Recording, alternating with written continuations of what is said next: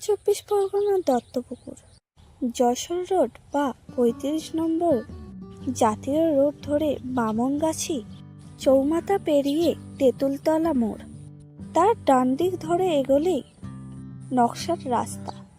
প্রত্যন্ত এই গ্রাম নকশা, সেখানেই তৈরি হয়েছে বিখ্যাত নকশা মন্দির।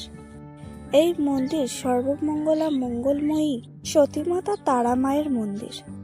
যিনি হলেন এই মন্দিরের প্রাণপুরুষ, তিনি হলেন স্বপন সাধু।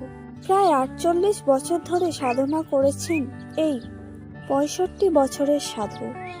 ভক্তদের দাবি তিনি তারাপীঠে গিয়েও সাধনা করেছেন। এখানে একটি শ্মশান রয়েছে এবং তার সামান্য দূরে স্বপন সাধুর প্রচেষ্টায় তৈরি হয়েছে বিশাল আকারের কাঁচ দিয়ে তৈরি মায়ের মন্দির।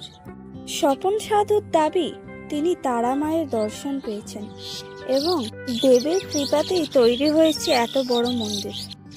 জুতা খুলে মন্দির চত্বরের জমিতে প্রবেশ করতে হয় এবং মায়ের উৎসবের সময় এখানে হাঁড়ির পর হাঁড়ি ভক্তদের জন্য ভোগ রান্না করা হয়।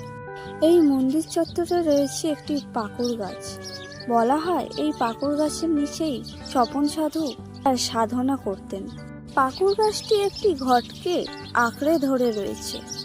অনেকে বিশ্বাসের অভাবে পাকুড় গাছ থেকে এই ঘরটিকে অনেক ছাড়ানোর চেষ্টা করেছেন, তাতে ওই ব্যক্তিদের ব্যাপক পরিমাণে ক্ষয়ক্ষতি হয়েছে।